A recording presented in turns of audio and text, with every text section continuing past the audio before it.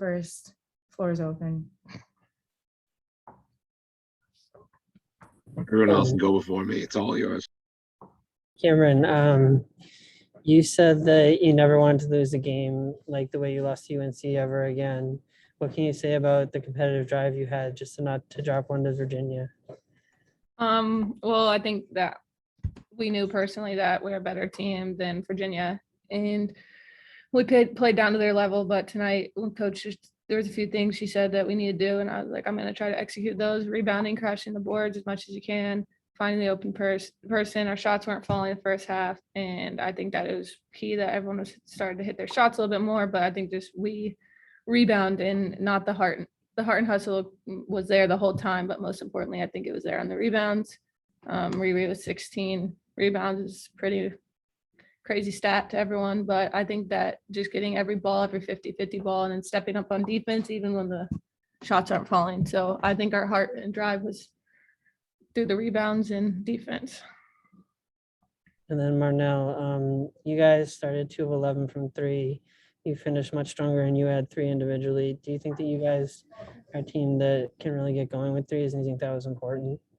I know that like for offensively, we said that if we take our time and we're patient, like inside would be open, and if we're driving inside, our jump stop and our kicks will be open too.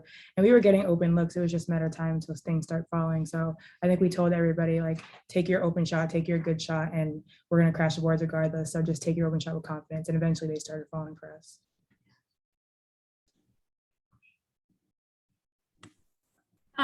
So in terms of my question, I was going to say that this game marks the first Boston College women's basketball win over the Cavaliers since the 2013-2014 season.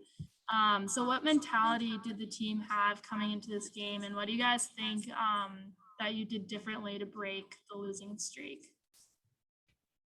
I knew that no matter what, we were not going to lose this game. We came into it knowing that, like, even everybody on this team, including Coach Mack, like all of our seniors, like we haven't beat UVA since we've been here. So we knew like that was like a chip that we wanted to knock off. So that was in our, I think, all of our minds. Even when we were down, we were like, we're not losing this game. So that was just definitely driving us.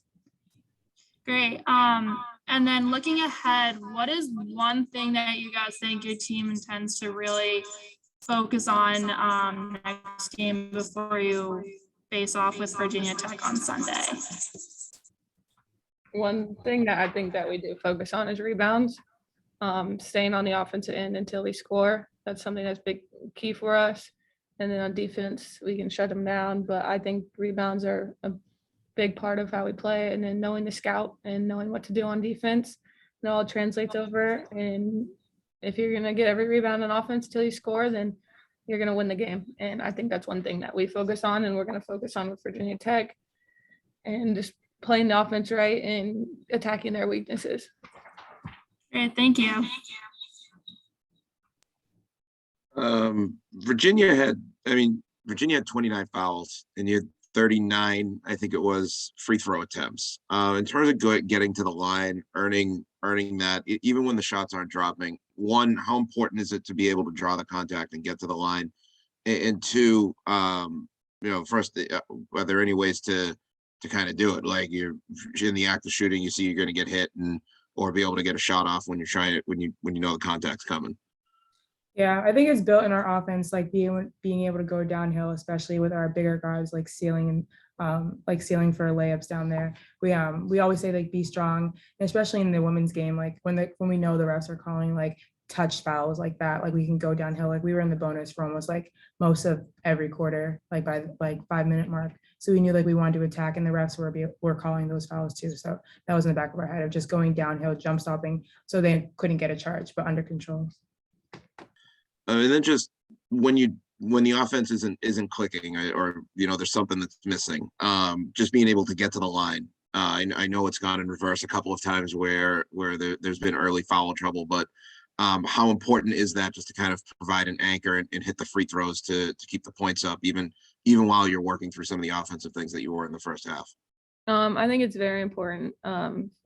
Fouls is kind of like a bonus, you get the foul and then it leads to points. And I think that's one, we could have done better on the free throws, always can do better, But I think that that's one thing, especially if we're not shooting well and we get to the line it's the best. I think the best thing as a shooter is to see the ball go in first with a free throw, and that you get the feel from there. So I think that that's very important, and it's not just you get maybe 1 point or two, like you get the foul, you get the point, you get into the bonus.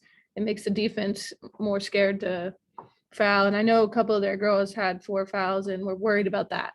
And I could hear them talking on the court, just worried about that. So it just puts the defense at a weakness and it puts you at an advantage. And I think that's very important, especially when your shot's not falling, but you have a chance to get some free throws and get on the free throw line. Cool. Nice. Thank you.